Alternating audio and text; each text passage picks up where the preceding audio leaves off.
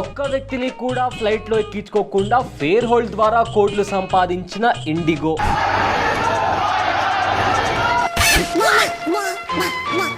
Fair హోల్డా అంటే నార్మల్గా అడగొచ్చుగా. Fair hold అంటే ఏం లేదు పెద్ద. ఫ్లైట్ టికెట్ బుక్ చేసుకునేటప్పుడు టికెట్ ప్రైస్ ని 48 hours వరకు ఫ్రీజ్ చేసి ఉంచాలంటే నువ్వు ఎక్స్ట్రాగా 99 రూపీస్ కట్టాలి.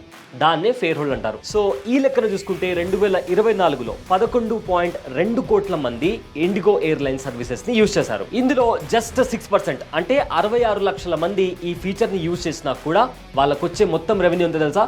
66 కోట్ల రూపాయలు. అండ్ ఇది జస్ట్ ఎస్టిమేషన్ మాత్రమే. రియాలిటీలో ఆ లెక్క ఇంకా ఎక్కువనే ఉంటుంది. నీకు ఇంకో మాట చెప్పాలా, ఇది కేవలం ఇండిగోలో మాత్రమే కాదు, ఈ రెడ్ బస్, అభిబస్ లాంటి వాటిలో కూడా ఒకవేళ బస్సు క్యాన్సిల్ అయినా లేదా నువ్వు టికెట్ క్యాన్సిల్ చేసినప్పుడు నీకు ఫుల్ రిఫండ్ కావాలంటే వాళ్ళు ఎక్స్ట్రాగా కొంత అమౌంట్ పే చేయమంటారు. సో ఇక్కడ పాయింట్ ఏంటి అంటే మోస్ట్ ఆఫ్ ది కేసెస్ లో మనమా జర్నీ క్యాన్సిల్ చేయము, వాళ్ళ బస్సు క్యాన్సిల్ చేయరు. మరి ఆ డబ్బు ఏమవుతుంది? వాళ్ళ పాకెట్లోకి వెళ్తుంది. సో దీన్నే మార్కెటింగ్ స్ట్రాటజీలో ఫేర్ హోల్డ్ అంటారు. మరి మీరు కూడా ఎప్పుడైనా జర్నీ స్టార్ట్ చేయకముందే ఇలా ఎక్స్ట్రా డబ్బులు కట్టారా? కట్టుంటే కింద కామెంట్ సెక్షన్ లో మెన్షన్ చేయండి. అండ్ ఇలాంటి ఇంట్రెస్టింగ్ అప్డేట్స్ కోసం మన ఛానల్ ని ఫాలో అవ్వండి. Boss Wala. Be the boss.